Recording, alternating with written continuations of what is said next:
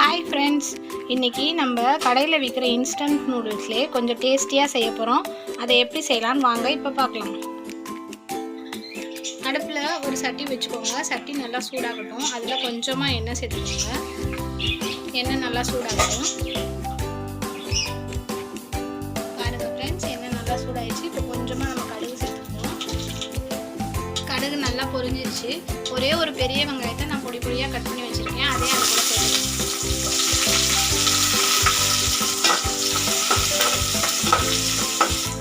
வெங்காயம் நல்லா வதங்கிடுச்சு. அது கூடவே ஒரே ஒரு தக்காளி கட் பண்ணி வச்சுருக்கேன். அதையும் நம்ம சேர்த்து நல்லா வதக்கிக்கலாம். அந்த தக்காளி கூடவே ஒரு பிஞ்ச் மஞ்சத்தூள் சேர்த்துக்கோங்க.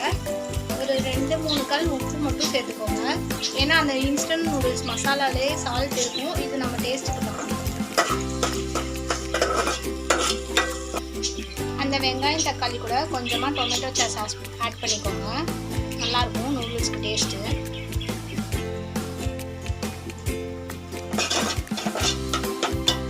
போட்டு எல்லாத்தையும் நல்லா மிக்ஸ் பண்ணிக்கோங்க. மிக்ஸ் பண்ணதுக்கு அதுக்கப்புறமேட்டுக்கு அந்த இன்ஸ்டன்ட் மசாலாவோட நூடுல்ஸ் இதில் இருக்குது. அந்த மசாலா நான் இதில் வச்சுருக்கேன். அது கூடவே கொஞ்சமாக மிளகாத்தூளும் கொஞ்சோண்டு சிக்கன் பவுடரும் ஆட் பண்ணிக்கோங்க. சிக்கன் குழம்பு பவுடர் அது அதை ஆட் பண்ணிவிட்டு அதையும் நல்லா கிண்டி விட்டுக்கோங்க.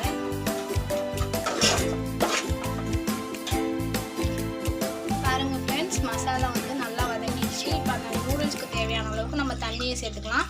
தண்ணி சேர்த்துட்டு தண்ணியை நல்லா கொதிக்க வச்சுக்கோங்க. பாருங்கள் ஃப்ரெண்ட்ஸ், இப்போ தண்ணி நல்லா கொதிச்சிருச்சு. இப்போ அது கூட நம்ம கொஞ்சமாக கொத்தமல்லி தழை ஆட் பண்ணிக்குவோம்.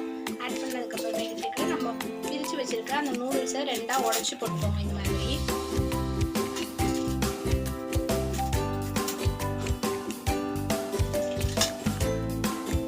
பாருங்கள் ஃப்ரெண்ட்ஸ், இப்போ நம்ம எல்லா நூடுல்ஸையும் இதில் சேர்த்துட்டோம். நூடுல்ஸ் தண்ணி நல்லா வற்றி வர வரைக்கும் வெயிட் பண்ணுவோம். தண்ணி நல்லா வற்றி வந்ததுக்கு அப்புறமேட்டுக்கு நம்ம சர்வ் பண்ணிக்கலாம். பாருங்கள் ஃப்ரெண்ட்ஸ், நான் எப்போதும் இந்த ஸ்டேஜில் தான் எடுப்பேன். ஏன்னா என் பசங்க கொஞ்சம் அந்த சூப்பி நூடுல்ஸ் மாதிரி கேட்பாங்க. நான் அதனால் இந்த மாதிரி எடுத்து கொடுப்பேன். உங்களுக்கு இன்னும் வேணும்னாலும் நீங்கள் ட்ரை பண்ணிக்கோங்க. இந்த மாதிரி எடுத்து சாப்பிட்டிங்கன்னா சூப்பராக இருக்கும். இப்போ நம்ம சர்வ் பண்ணிக்கலாம். அவ்வளோதான் ஃப்ரெண்ட்ஸ், நம்ம செஞ்ச ஈஸியான டேஸ்டியான நூடுல்ஸ் ரெடி ஆயிடுச்சு. நீங்களும் இதே மாதிரி செஞ்சு சாப்பிட்டு ட்ரை பண்ணுங்கள். பாய்.